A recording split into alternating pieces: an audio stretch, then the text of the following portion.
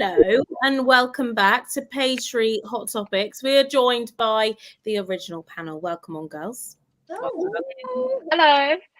So we've got lots to talk about this week. We know that the Daily Star do love Conor McGregor. I don't know if you've been across his social media, if you're a fan of him. Let us know what you think of him, of his bizarre tweets that he's been doing. You know, he's going a bit rogue. This is not the first time he's done it, but also maybe it's just all part of his media personality to kind of get it going. We have seen this with other people too. So we'll be talking about that. We'll talk about Blonde as well. Marilyn Monroe is unreal, obviously, all across the world. She is an international legend. Well, they have created a series about her on Netflix. Some people have praised it, some people have binned it. Have you watched it? We'd love to know. And then we will be moving on and finishing with self-checkouts. Now, I don't know about you, but when I go to the supermarket and I'm going onto a self-checkout and then the weighing is all wrong and then it beeps off and an alarm goes and it's really annoying, and actually you just made the process longer than me going to see an actual person. It's the same at train stations and everything. I'd rather see an actual person than try and deal with a machine. I know that does make me sound rather old, but it's true. I would rather that. But we're going to talk about all of that today. So if you've got any comments or questions about any of the topics that we discuss, then just pop them in the comment section, and as usual, get them answered.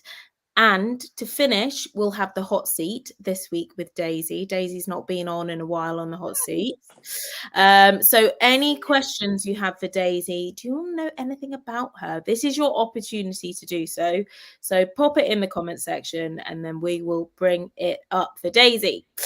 So, girls, to kick off then, Conor McGregor, he sparked a bit of concern amongst some fans after tweeting and then quickly deleting. We've all been there. I've deleted a WhatsApp message or two in my time. A bizarre voice note threatening former UFC middleweight champion Michael Bisping, along the lines of twerps and wannabe actors. Going a bit rogue. Girls, do you think that perhaps he should have got his management team to take control of his Twitter? Or do you applaud him for being so honest and open, Barbie? I can see both sides. I think he should have a management that advise him what to put.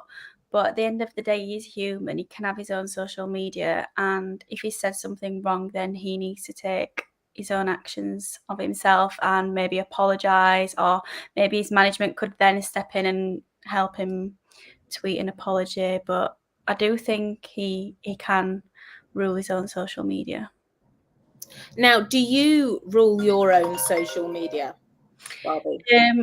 I do, but I have a management that will advise me what to put. Like if I have any negative comments or hate, I do not respond to it.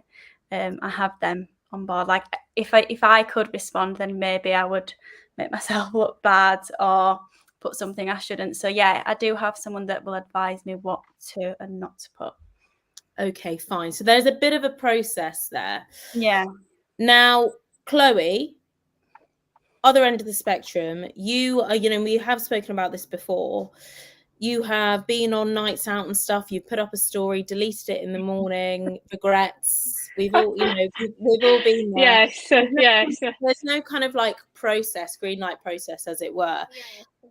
In hindsight, if you had a conversation with Conor, what would you say to him? Just say to Conor, just be careful what you write at the end of the day, because it's not that. I know my brother looks up to these boxers and stuff, and these young boys are looking up to him, and threatening behaviour doesn't go well with who he is, and he's a big bloke, and he's got a good role, and I just think be careful what he tweets, because these young blokes are looking up to him. Yeah, he's a role model as well at the end of the day, isn't he? Now, Daisy, what are your takes on this? I always love coming to you because you've always got something to say. With boxing, isn't it kind of the thing that they do? It's in the culture that they just wind each other up and they write rash things, and it's part of it where people kind of know that they're joking. They know that it's a bit of banter. Isn't it part of the boxing thing? I'm not saying it's right, but everyone in that industry. Yeah, Tommy Fury was doing it as well. Yeah. Tommy Fury was doing loads of videos, I think, to Logan Paul or something. I don't know. I think it's acting, isn't it? Don't you reckon? Yeah, there is a bit of creative license there, and that's what I said about like media personality and stuff. And it does get the fans going with a little bit of like social media back and forth. You know, we've all seen the weigh-ins where they're very much quite literally like up against each other, and it's the drama of it all, right? But Chloe, you make a good point about being a role model. Barbi, we've spoken about this before with you about being a role model. How far does that argument really take, do you think? I think obviously being in that industry is definitely looked up to. He definitely is a role model. But at the end of the day, we've got to remember he is human. So if he does have these feelings, he might just express them on Twitter and stuff. But at the end of the day, he has to remember whilst he's writing that tweet that there could be like 12-year-olds seeing that and things. So I can see completely both sides of the story. It's hard to like pick whether he should have management ruling it or if he could do it himself. It is difficult. Daisy, would you stop him from doing these tweets if you were his management, or would you say just go ahead? I don't know. Like, I get it. Again, we speak about both sides. With people looking up to them, obviously it's not nice to write these kind of things, but I do think in the industry, again, he's human, isn't he? And with boxing, I suppose you are getting out some anger as well. So it's good to show people that you're riled up, this is what's going to happen. But I don't think you should threaten people. If I was management, I'd be like, let's hold easy on the threats. Yeah, also, as I say, I do think it is like a banter thing. I think these young boys know it's sort of banter, do you know what I mean? But some could not think like it isn't. I think, oh God, well, I'm put off of him. But I think we do know it's sort of like a bit banter. there also, obviously, as you said, Daisy, as well, threatening and stuff could lead to legal implications. Yeah. Maybe not the best. Maybe not the best idea from a management perspective anyway. I think we've got a poll on this. If not, then that's absolutely fine. We can move on. But if we do, then it will come up. Yep. Should sports stars' social media be controlled by their management if they break posting rules? No, 75%. Yes, 25%. Daisy, thoughts, seeing as you've got management on this poll? I get it. Like, I feel like for men, that's not stereotype, but the majority of men would probably watch the boxing. They love it, don't they? They're like, yeah, come on. So I get it. They're all for it. Okay. Part of it for them. Barbi? Yeah, I think that's a good percentage. Was it 75%? Yeah, I think that's right. I don't think they should be controlled. No one should be controlled. Everyone should have a right to say what they think. Do you know what I'm saying? Just be careful. Like, maybe also, just guide them of what they say. And he's a fully grown adult man at the end of the day. He's aware of the implications. He's been in the media spotlight long enough. If he likes it or if he doesn't, he knows that he's tweeting it out to thousands and thousands of people. So yeah, a bit of a tricky one there. But as I said, if you have any comments or anything you want to say about this, and do let us know, because whenever we do Conor McGregor stories, it very much divides people. There's a massive fan base, but obviously whoever his next opponent is, there's a massive fan base for them too. And there's lots and lots and lots and lots of money involved. So there we go. But we're going to move on into Primark now. From Conor McGregor to Primark. They are going to start introducing self-checkouts. And I thought this was just going to be for food shops, to be honest. Maybe a bit of banking. When you go into a bank now, you can sometimes deposit a check or some money into a little machine on the side. I know I can. And a couple of other things. Cinemas, I'm not so much of a fan of, but that's just my personal opinion. But they're now going to start doing it and trialing it at a Primark store in the UK. Are we a fan of this, Chloe, or not? No. No. Okay. Daisy, yes or no? Oh, I like the people. I like chatting at the checkout. Yeah, there is something about it, isn't there? Barbi? Yeah, I like the thought of that, actually. Now, why do you like the thought of that? Just for ease, convenience? Convenience, yeah. I think it's quick, and instead of queuing like behind people that have got thousands of items, if I've just got like that one item, quickly go, scan it, and then I'm done. So I quite like them. I have them in most supermarkets around my area now, and it just makes it so much easier. Now, the ease and convenience argument, I do completely understand, but also we need to bear in mind, you know, job losses, stuff like that. We don't know the full extent of this situation, you know, maybe they'll be put on stock and stuff. But at the end of the day, if you're removing a person, you are quite literally removing someone's job role, or maybe they'll be replaced somewhere along the line. But that is quite literally it. So my argument would be people are going to lose their jobs over this. If you knew that, Barbie, would you still be such a fan? No, not if I know that it was affecting real people, then wouldn't be such a fan. Daisy, you're all here for in-person chatter. And why do you like it so much? Come on. What, chatting? You're chatting to somebody on the You go to Sainsbury's and you're packing away your apples and you're like, oh, what you doing? How long you got left on your shift? Yeah. It's cold in here, whatever. But even when you're scanning in those apples at self-checkout, they don't weigh, then you're waiting for someone to come over. I don't think it's stressful, but you know, you're like, for goodness sake, like, yeah, it's just ease. And I do like chatting with the people. And yeah, you know, nowadays, I feel like if I go to my Sainsbury's, for example, the people checkouts, there's only like ever 4 of them. And if I'm doing a week food shop and I've got a trolley and I have to wheel that in self-checkout, I take up loads of room, and then that's stressful and people are bumping in with, and I'm like, oh God, it's just a lot going on. I just want my food shop. So yeah, I do hear you on that one. Chloe, we're speaking about food shops now, but it's clothes. So you can imagine taking yourself to the self-checkout. And I know when I go into Primark, I can't help myself. I have a massive all I can think is I'm going to get to this self-checkout thing and I'm going to be balancing the pile of things are going to be falling off it. You know, you've got all sorts. You've got security tags. The alarm's going to go off. You're going to have to get the security tag. I don't know if it's just me though, but when I go on these self-checkout things, they always seem to go wrong on me. And I'm like standing there for about 15 minutes, like I lost chicken, and there's no one coming over. There's no one near me. And there's only like one person working on self-checkout, and you have to wait like another 20 minutes for them to just go boom. Yeah, no, actually, I have experienced that actually, because there are less staff in the store. They literally just go like that, and then it starts working again. But you have to wait for so long, like, to do that. Yeah, completely. Daisy, you were going to say something there. Go on. No, I wasn't. I was just shuffling. Sorry. She's just having a little shuffle. Barbie, do you think this is worrying then? If we're going down the path of less in-store assistants, less in-store staff. I mean, they've now got the Amazon food shop, or the Amazon shop that you can now go to, and you literally just need to ping it, and all they've got in there working is basically people in stock and then one other person in the store.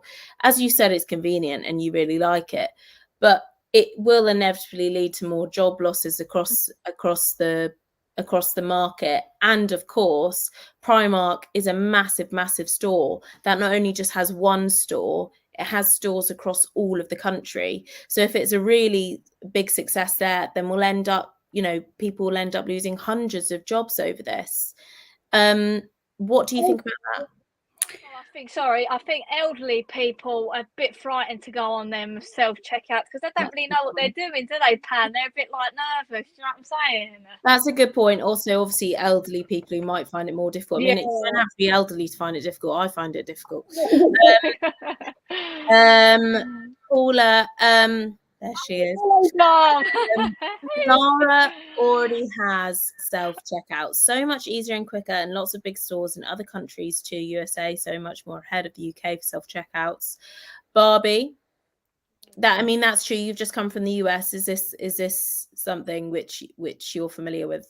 Yeah, so I used it in the US and I've used it in other countries, like even with a foreign language, there's an option for English, and I just find it so much easier. But saying that, I was in London the other day and I wanted a supermarket to just run into, but the Amazon, you've got to have like an app to go into the store, and it's all like run via your phone. There's no staff there, so I didn't have the app. I didn't know what to do. I can imagine like my grandma would have no idea how to get into It's not convenient on that side. But she'd walk straight in and walk straight back out. She wouldn't didn't even let you in. It's the kind of thing that really annoys me without sounding really sort of like, I mean, I've made my point. But so for instance, okay, so the other day, I think it was on Friday evening, I was like, perfect, Friday night takeaway. A really nice little French restaurant, bottle of wine, nice chicken, got it all in. And I was like, great, little date night at home. The wrong order arrived. This Deliveroo driver just went off, couldn't contact them. And there was no one to contact on the phone. It's all through a system. The restaurant blames Deliveroo blames the restaurant, and they said they get back within 48 hours. No, I just want to speak to somebody on the phone. I just want to speak to a human. It isn't going to mean that I'm now not going to have my dinner and you've ruined my evening. It's just like now. I've had that. I think everyone's had that. Yeah. It's so annoying. I just want to speak to someone. Did you do the online chat? Yeah. And then they said we'll get back within 48 hours when we've looked into robots on there as well. Are they even real people? I just find it extremely frustrating. They've outsourced everything, and sometimes we just need a bit of old-fashioned customer service. Yes, that's it, Penny. Yeah. But there we are. I sound really ranty. I think we took this to a poll, so let's have a look at the poll when we get a sec. Should more high street stores introduce self-checkouts? Yes, 62%. No, 37%. So for the no, which is saying 37%, definitely didn't vote then. If Daisy, seeing as you are quite literally in America right now, what would you say back to that 37% who were saying no to more in-store self-checkouts? Yeah, I'd be a no. But I think we're part of such an unsociable culture nowadays. People don't want to talk. People don't want to see anybody. So, yeah. Nice and jolly to move on from that point. No, fair enough. Okay then, well, we're going to move on from Conor McGregor, Primark, and then we're going to do a 360 onto Marilyn Monroe now. So I don't know if you've seen Netflix. There are some fantastic series going on at the moment. I think there's a series on Jeffrey, the cannibal murderer, horrific human being, but there's a TV series on him on there. Do check it out if you are a little bit squeamish, perhaps not, but I would recommend a sick bowl if I was you. Just yeah, I think that's a good idea, Chloe. But there's also another series on there which is regularly seen in the top 10 for the past week every time I've tuned into the homepage, and that is Blonde. And it is a show which depicts the life of Marilyn Monroe, and it's quite dark. It shows the side of Marilyn Monroe perhaps that we don't really know that well, should we say, and we know her as a super cheery, super, what they class as sort of sexy feminine, but of course she's like all of us. She also had obviously a softer side to her, and at some point it's probably quite dark times, but it's been it's been slated on social media. Some people are loving it, some people are not. Some people are saying it's an atrocity, and I think Marilyn Monroe would be offended if she saw it. So should more care be taken when doing films about celebrities and really doing a more true portrayal of them? Or is it very much sort of down to the viewer and their opinion? Barbie, what do you think about all of this? I think whether it would have been true or not, the viewer would still have something to say. Yeah. I'm sure that the producers will have got permission of her family or whoever's left of that. So I'm sure it's all like 100%. And they do like twist things just for like entertainment purposes. So that's just the TV side of it, I guess. Yeah, it's the same with anything. As you've said before, Barbie, some people are going to hate it. Some people are going to like it. Daisy, you're nodding your head. What else do you have to say about this? I'd like to think as a viewer that they are quite true. Like the Elvis film, for example. I like Elvis. I'm obsessed with that film. But I left it, I didn't know that, and I found it so interesting as well as very enjoyable to watch. But it is nice to kind of come away with some facts and things like that and to learn something. So you wouldn't really want to watch something about somebody with it all being really false and a massive lie. So I would like to think that there is a majority of truth behind it with a bit of a dramatic twist. And of course, if you're relaying what's happened, unless you were actually there at that moment, there is always going to be a little bit of creative license. Chloe, what do you think? Well, I definitely think that it is great to get to know the facts about them. But the thing is, these were all terrible facts about her. Like, I think the way they portrayed it, because I actually saw it, it was just so sad and terrible. There wasn't one good thing they had to say about her. And I just think she's not here to defend herself and say anything. So I don't really think it's fair. I think they should have had her consent, her actual consent to put that on TV, because some of the stuff was really deep. And I wouldn't like all the world knowing some of that stuff. It's really personal stuff. What stuff that obviously, be careful about what you say here in terms of what we can say at 2 o'clock in the afternoon. I don't think it's very PG, Penny, to say it on here. So yeah. So in terms of how you felt then as a viewer, did you feel disappointed? Did you feel upset? I got really upset, Pandora. Yeah, terribly upset about it. Okay, so what steps would you have taken in order to change the perspective of the show? I think I would have not gone that far with it, that deep, screwed right in. I think I would have showed more happier times with Marilyn. And more balance. Yeah, that's it. Yeah, more balanced. Yeah.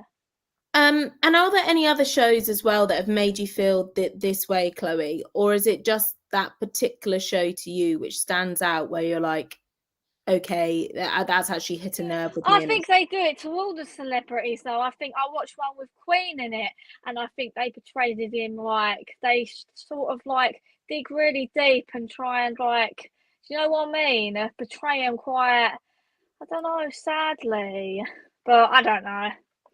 Barbi, have you watched any other shows which have depicted celebrities in a different manner? Not that I can know of, but it'll be interesting. I'm definitely going to watch this Marilyn Monroe and see how it is. But I think it's nice to show good and bad parts of your life. Like if someone was to do a show about me when I'd passed away, I'd actually probably rather them show negative things in your life, because everyone's human, not everyone's life's perfect. So quite like a show of that. But obviously if they're portraying her to be a bad person, then that's not good. Yeah, no, it's not good. It's not good. But thank you for the comments, Daisy. We're gonna end on your comments before we put you into the hot seat. What do you think? I just think balance is key. Like Barbie said, we're all human. We've all got ups and downs in our life. But yeah, if it was about me, there would definitely be some positives, and of course there'd be some negatives. But I don't know which one I'd rather you focused on. Yeah, and also every single viewer's got a different story, and as we said, in some of these shows now, obviously you can make complaints, but in the UK obviously we've got Ofcom, so if there's anything that you would be really annoyed about or you think is totally inappropriate, you can obviously go to Ofcom. And we've seen this morning I've had Ofcom complaints, all sorts, recently. So yeah, there's always that option too. But that's it in terms of our topics today. But now we're going to move on to the best bit of the show, the bit of the show that I enjoy the most, which is the hot seat, and this week it is with Daisy.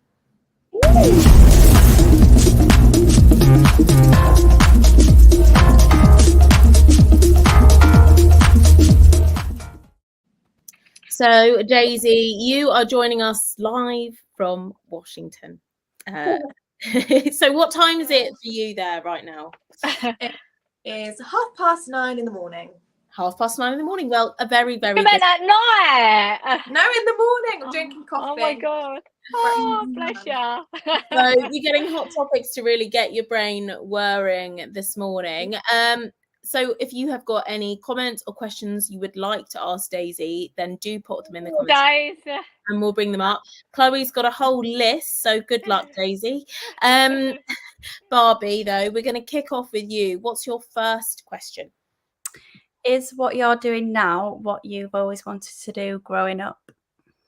Do you know what? It actually was something that I really wanted to do. You know, when you're younger and you watch adverts on the telly of people at the airport, I was like, oh, I want to do that. And yeah, I have ticked that box. So it was something that I wanted to do, and I was very happy when I got the job. That's amazing. I like that a lot. Right, Chloe, your turn. Sexiest look you could give a man. Ooh.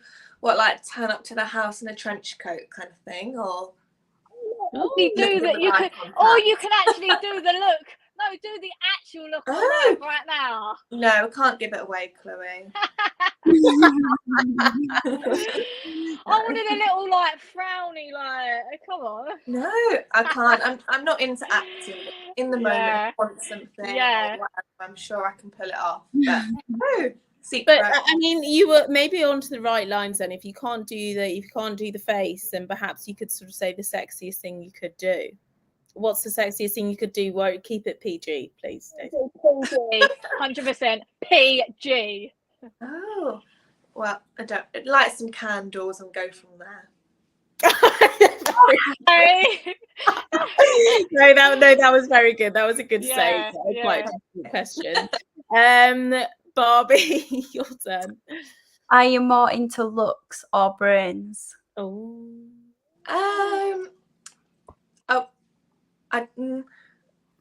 wouldn't go just on looks. Like I couldn't bear talk to somebody that was like being chatting to a brick wall.